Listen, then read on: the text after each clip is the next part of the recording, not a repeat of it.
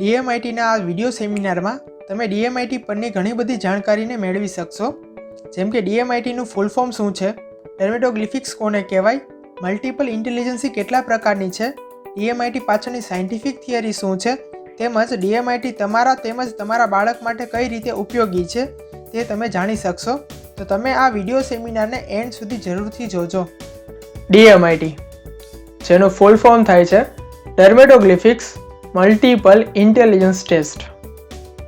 તો સૌથી પહેલાં આપણે જોશી કે કિડ્સ માટે ડીએમઆઈટી ટેસ્ટ રિપોર્ટના ફાયદા શું છે, શું કામ એને ડીએમઆઈટી ટેસ્ટ રિપોર્ટ આપણે બાળકો માટે કરાવવો જોઈએ અને ડીએમઆઈટી ટેસ્ટ રિપોર્ટ દ્વારા તમે તમારા બાળકોની કઈ વસ્તુને કઈ શૈલીઓને જાણી શકશો. ઓકે, તો ડીએમઆઈટી ટેસ્ટ રિપોર્ટ દ્વારા સૌથી પહેલાં તો તમે તમારા બાળકોનો આઈક્યુ, ઈક્યુ, સીક્યુ અને એક્યુ પરીક્ષણને સારી રીતે જાણી શકશો. પરીક્ષણ એટલે કે ટેસ્ટ. હવે આ આઈક્યુ શું છે? આઈક્યુ એટલે ઇન્ટેલિજન્સ કોશન્ટ. તમે આઈક્યુ ટર્મને ઘણી જગ્યાએ સાંભળેલું હોય છે, જેમ કે ઘણી બધી ગેમ્સ છે, સુડોકુ છે, અથવા તો ચેસ છે, અથવા તો બ્રેઇન પઝલ ઘણી બધી આવે છે, જેની અંદર આઈક્યુ સમજાવવામાં આવે છે કે ભાઈ તમારા બાળકનો એકચ્યુઅલી આઈક્યુ કેટલો છે, તમારો આઈક્યુ લેવલ કેટલો છે. તો સેમ ડીએમઆઈટી દ્વારા તમારા બાળકનો એક સાયન્ટિફિક રિપોર્ટ તૈયાર થઈને આવશે, જેમાં તમારા બાળકનો આઈક્યુ શું છે તે જાણી શકાય છે. આઈક્યુનો ફૂલ ફોર્મ થાય છે ઇન્ટેલિજન્સ કોશન્ટ. ઇન્ટેલિજન્સ એટલે કે બૌદ્ધિક ક્ષમતા અને કોશન્ટ એટલે કે માપન. એટલે કે ડીએમઆઈટી દ્વારા તમે તમારા બાળકની બૌદ્ધિક ક્ષમતાનું માપન જાણી શકો છો કે ભાઈ કેટલું સારી રીતે વિચારી શકશે, ઇવન એનું બૌદ્ધિક ક્ષમતા કેટલું છે, કોઈ પણ સ્ટડીની બાબતે હોય કે પછી કોઈ પણ એજ્યુકેશન ફિલ્ડમાં તેનું આઈક્યુ કેટલું હોય છે તે જાણી શકાય છે. ડીએમઆઈટી દ્વારા બીજું શું જાણી શકાય છે? ઈક્યુ. હવે આઈક્યુ વિશે ઓલમોસ્ટ ઘણા બધાએ જાણેલું હોય છે અથવા સમજેલું હોય છે, બટ ઈક્યુ, સીક્યુ અને એક્યુ વિશે બહુ ઓછાને ખબર છે. ઈક્યુનો મતલબ થાય છે ઇમોશનલ કોશન્ટ.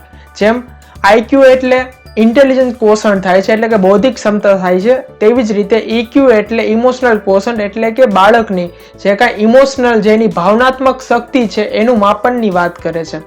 કે ભાઈ કોઈ પણ બાળક છે તેના પેરેન્ટ્સ સાથે, એટલે કે કોઈ પણ કિડ્સનું તેના પેરેન્ટ્સ સાથેનું રિલેશનશિપ જે કાંઈ છે એનું અટેચમેન્ટ, ઇમોશનલ અટેચમેન્ટ છે એ કેવું છે તે જાણી શકાય છે.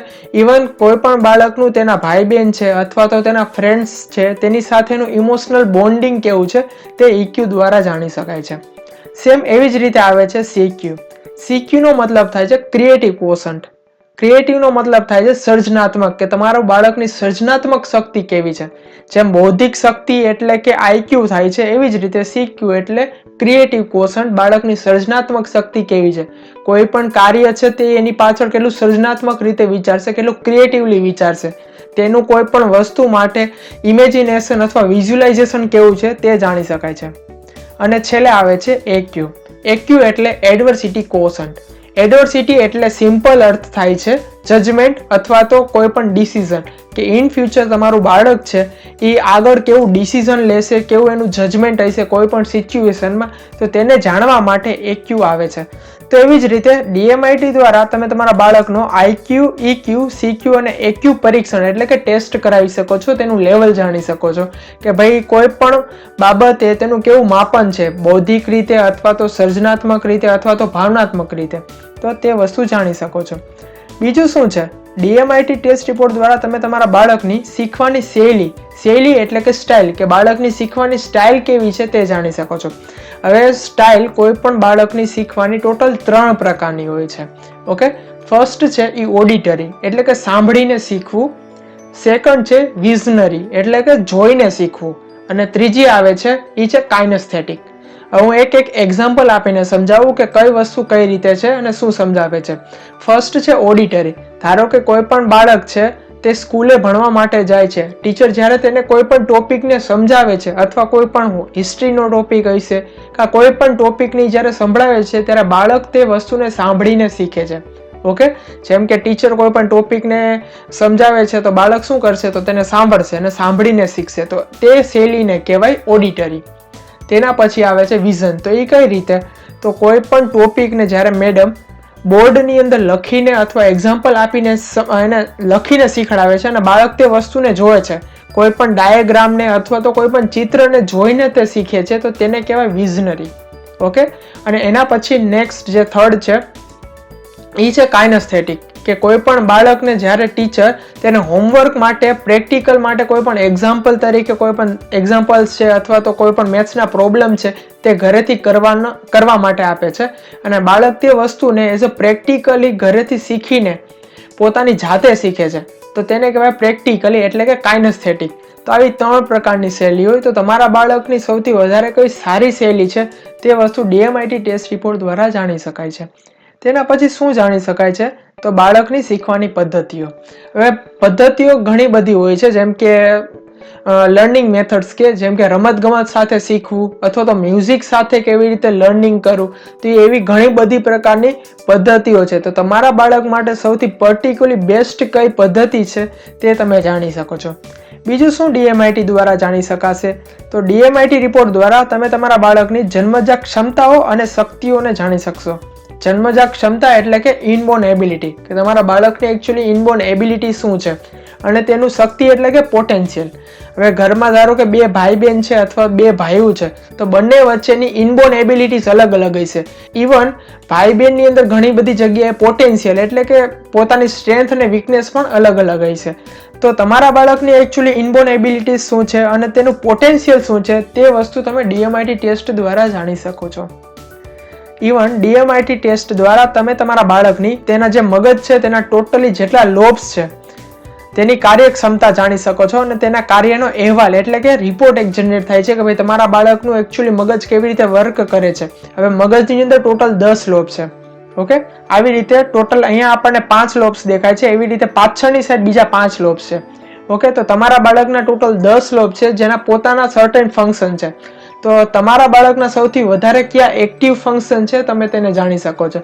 જેમ કે એક ભાગ મગજનો મેનેજમેન્ટ કરતો હોય તો બીજો ભાગ મગજનો મેથેમેટિકલી સ્ટ્રોંગ હોય, તો બીજા બાકીના ભાગ છે એ ઇમેજિનેશનમાં હોય, તો અમુક વિઝ્યુલાઇઝેશનમાં હોય, તો અમુક સાંભળી બહુ સારી રીતે શકે, તો અલગ અલગ ભાગ છે એ અલગ અલગ રીતે વર્ક કરતા હોય.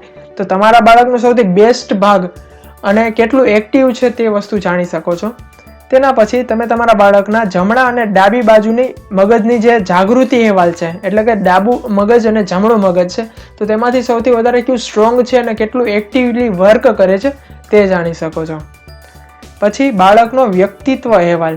વ્યક્તિત્વ એટલે કે પર્સનાલિટી, તમારા બાળકની પર્સનાલિટી કેવી છે, તેનો એટીટ્યુડ કેવો છે તે જાણી શકો છો. હવે ધારો કે ઘણા બધા બાળકો હોય કે એ બહુ ચંચળ ટાઈપના હોય અથવા ચીડચીડા હોય તો તમે એ જાણી શકો કે એ શું કામ એને એવું કરે છે, તો તમે તેની જે પર્સનાલિટી છે તે જાણી શકો છો. પછી બાળકની સાચી પ્રતિભા. પ્રતિભા એટલે કે એટીટ્યુડ એન્ડ બિહેવિયર, કે તમારા બાળકનો એકચ્યુઅલ બિહેવિયર શું છે તે જાણી શકો છો. પછી DMIT ટેસ્ટ રિપોર્ટ દ્વારા તમે તમારા બાળકનું જે મેઇન વસ્તુ છે એ છે કારકિર્દી માર્ગદર્શન અહેવાલ. એટલે કે કારકિર્દી, તમારા બાળકનું એકચ્યુઅલી કેરિયર કઈ જગ્યાએ થશે અને કઈ જગ્યાએ એને સારું એવું કેરિયર ફિલ્ડ બનાવી શકશે, કયા ફિલ્ડમાં તે જાણી શકો છો. અને સાથે તેને માર્ગદર્શન એટલે કે ગાઈડન્સ પણ મળશે.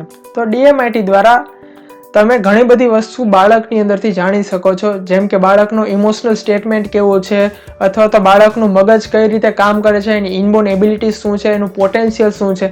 તો આવી ઘણી બધી બાબત છે જે DMIT ટેસ્ટ રિપોર્ટ દ્વારા જાણી શકો છો. એટલે કે DMIT ટેસ્ટ રિપોર્ટ એકચ્યુઅલી 35 થી 77 પાનાનો જનરેટ થાય છે, જેમાં બાળકના મગજની ટોટલી બધી જ જાણકારી આપેલી હશે.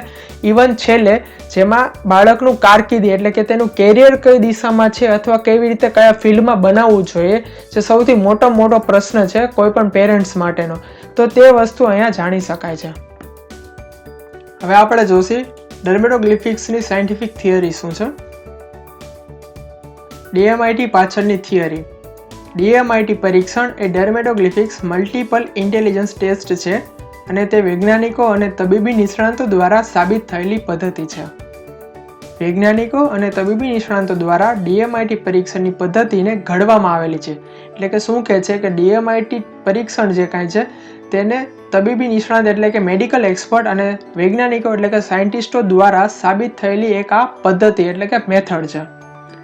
વૈજ્ઞાનિકો અને તબીબી નિષ્ણાતો દ્વારા DMIT પરીક્ષણને પદ્ધતિને ઘડવામાં આવેલી છે એટલે કે ડેવલપ કરવામાં આવેલી છે. તો કેવા સાયન્ટિસ્ટો અને કેવા મેડિકલ એક્સપર્ટ દ્વારા આ વસ્તુ બનેલી છે, તો ન્યુરોસાયન્સ, જેનેટિક્સ, ડર્મેટોગ્લિફિક્સ, મનોવિજ્ઞાન અને એમ્બ્રોલોજી પરના સમજણ પર આધારિત આ એક સ્ટડી થયેલી મેથડ છે.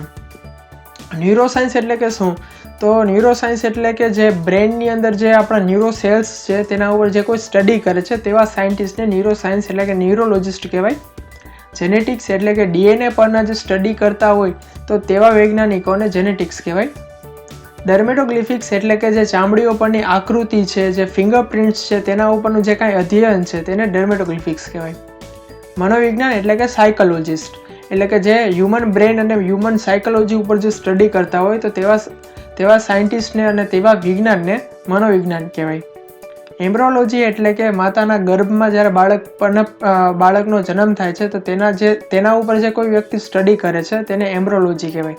તો આવા સાયન્ટિસ્ટો પરના સમજણ પર આધારિત આ DMIT ટેસ્ટ રિપોર્ટ છે જેને ઘડવામાં આવેલી છે. આગળ જોશી, DMIT ઇન્ડિવિજ્યુઅલ પોટેન્શિયલ અને પર્સનાલિટીને સમજવામાં મદદ કરશે. એટલે કે બાળકનું ઇન્ડિવિજ્યુઅલ પોટેન્શિયલ શું છે અને તેની પર્સનાલિટી શું છે તેને જાણવામાં મદદ કરશે. તબીબી નિષ્ણાંતો અને માન્ય ક્લિનિક અનુભવો દ્વારા પુષ્ટિ કરવામાં આવી છે કે આંગળીની છાપ મનુષ્યનું મલ્ટિપલ ઇન્ટેલિજન્સી અને જન્મજાત સંભવિતતાનું સચોટ વિશ્લેષણ પ્રદાન કરે છે.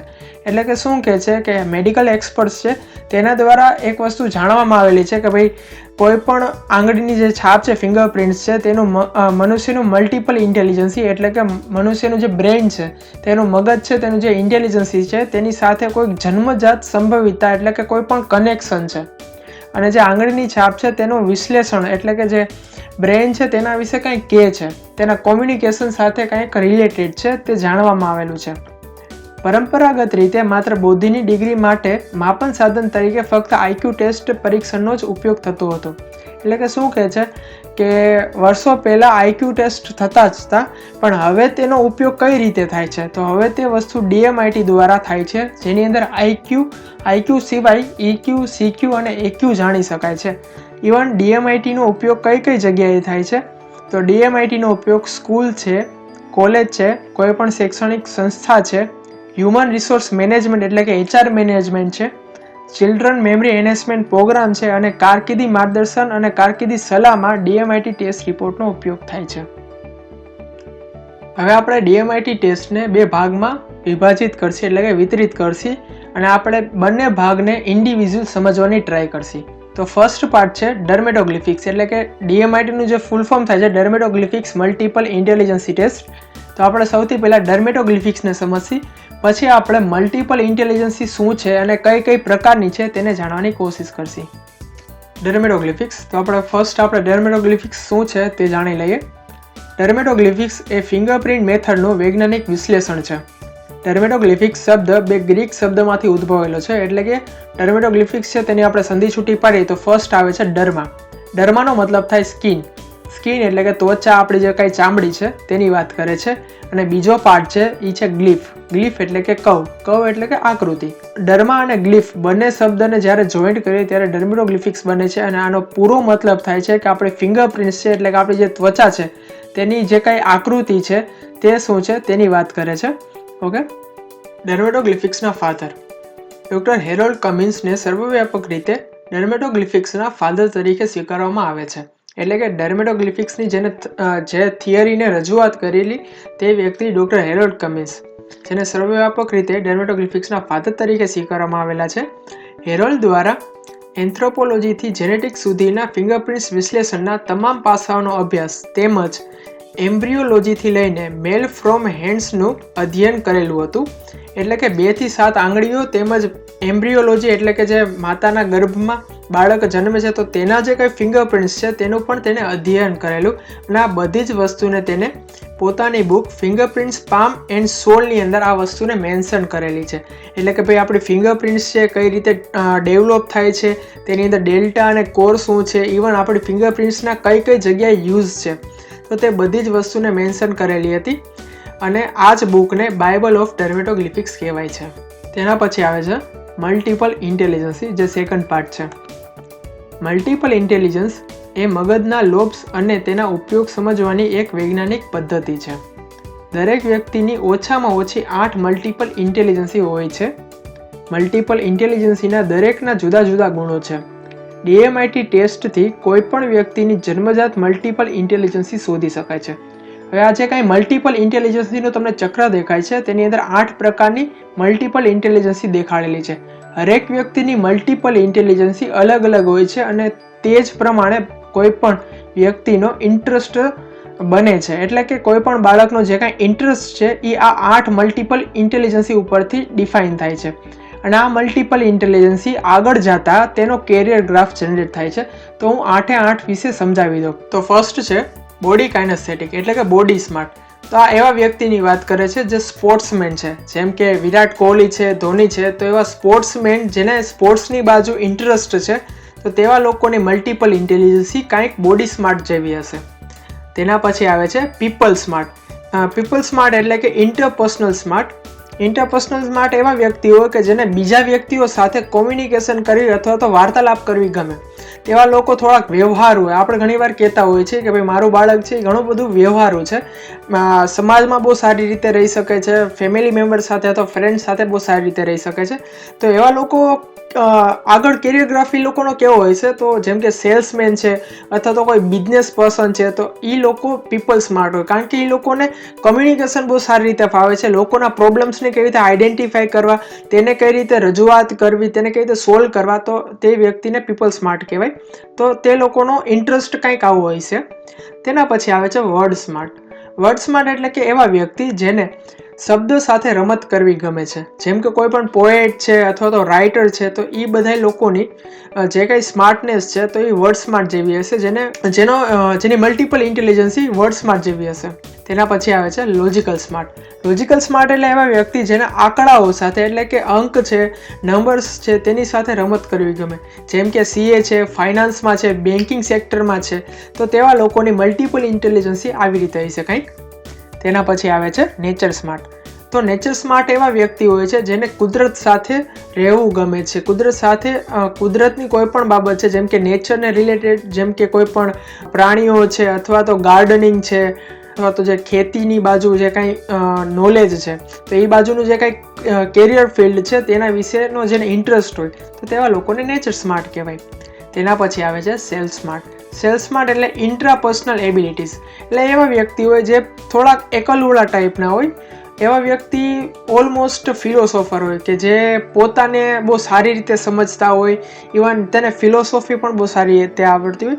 તો એવા વ્યક્તિનું ઉદાહરણ આપું તો સ્વામી વિવેકાનંદ છે, ગાંધીજી છે અથવા દલાઈ લામા છે. તો આ એવા લોકો છે જે સેલ્ફ સ્માર્ટ છે, જે પોતાને બહુ સારી રીતે જાણે છે.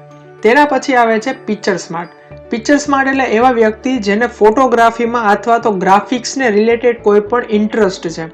એટલે કે ફોટોગ્રાફી પણ હોઈ શકે, કોઈ પણ આકૃતિ છે, આકૃતિની સમજ સારી છે, ગ્રાફિક્સનું નોલેજ સારું છે, ઇન્ટિરિયર ડિઝાઇનિંગમાં સારું એવું નોલેજ છે, તો તેવા લોકોનો કંઈક ઇન્ટરેસ્ટ આવો હોય છે. તેના પછી જે લાસ્ટ છે એ મ્યુઝિકલ સ્માર્ટ છે. તો મ્યુઝિકલ સ્માર્ટ એટલે ખબર પડી જાય કે ભાઈ મ્યુઝિશિયન છે કોઈ પણ અથવા સિંગર છે, તો તેવા લોકો મ્યુઝિકલ બાજુ બહુ જ સારા એવા ઇન્ટરેસ્ટેડ હોય છે. તો ટોટલ આવી 8 પ્રકારની મલ્ટિપલ ઇન્ટેલિજન્સી છે, જેના દ્વારા DMIT એક ગ્રાફ જનરેટ કરે છે અને તેના દ્વારા જ અમારા બાળકનું કયું કેરિયર ફિલ્ડ સૌથી સારું છે, એની મલ્ટિપલ ઇન્ટેલિજન્સી કેવી સારી છે, તેના ઉપરથી તેનું કેરિયર ગ્રાફ એટલે કે કેરિયર ફિલ્ડ ખબર પડશે. મલ્ટિપલ ઇન્ટેલિજન્સીની આ થિયરીને ડૉક્ટર હાવર્ડ ગાર્ડનરે frame of mind the theory of multiple ઇન્ટેલિજન્સીને 1983માં પ્રસ્થાપિત કરી હતી, જેમાં તેને 8 પ્રકારની મલ્ટિપલ ઇન્ટેલિજન્સીને સમજાવેલી છે, જે આપણે આગળ આ ચિત્રમાં જોયું કે કઈ પ્રકારની મલ્ટિપલ ઇન્ટેલિજન્સી છે અને તે કઈ રીતે કામ કરે છે અને તેની આગળ જતા કઈ રીતે કેરિયર ફિલ્ડ જનરેટ થાય છે, તે વસ્તુને ડૉક્ટર હાવર્ડ ગાર્ડનરે પોતાની બુકમાં મેન્શન કરેલી છે. મિત્રો, વિડીયો સેમિનાર ઘણો મોટો હોવાથી મેં આ વિડીયો સેમિનારને 2 પાર્ટ્સમાં સમજાવેલા છે. અત્યારનો આ વિડીયો સેમિનાર પાર્ટ 1 હતો, જેમાં મેં તમને DMIT પાછળની સાયન્ટિફિક થિયરી અને DMIT રિપોર્ટના ફાયદા સમજાવ્યા. નેક્સ્ટ પાર્ટમાં હું તમને બ્રેન એન્ડ હ્યુમન ફિંગરપ્રિન્ટ્સ વચ્ચેનું કોમ્યુનિકેશન, DMIT ઇન્ડિવિજ્યુઅલ લોકો માટેના ફાયદા અને શા માટે માઇન્ડસેપ આપના માટે આ DMITનું વિઝન લઈને આવ્યા છે તેની જાણકારી આપીશ. વિડીયોને એન્ડ સુધી જોવા માટે આપને અને આપના સપોર્ટ માટે ધન્યવાદ.